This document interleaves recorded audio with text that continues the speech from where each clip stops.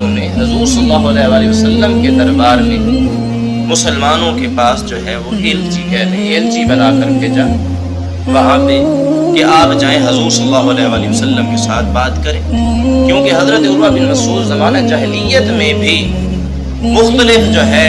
سلطنتوں میں آپ جو ہے ایلچی کے طور پہ جاتے تھے، مختلف درباروں میں بادشاہوں کے سامنے حاضر ہوتے تھے۔ تو قریش والوں نے یہاں پہ کیا ہے صلح حدیبیہ کے موقع پہ حضرت عروہ بن مسعود رضی اللہ تعالیٰ عنہ جو ابھی صحابی نہیں بنے،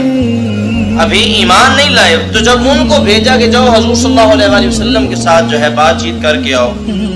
تو جب حضرت عروہ بن مسعود رضی اللہ تعالیٰ عنہ حضور صلی اللہ علیہ وسلم کے پاس آئے تو کیا دیکھتے ہیں، کیا عجیب منظر دیکھا کہ صحابہ کرام رضوان اللہ تعالیٰ علیہم اجمعین کی حضور کے ساتھ محبت کیا دیکھی کہ آپ دیکھتے ہیں کہ حضور صلی اللہ علیہ وسلم جیسے ہی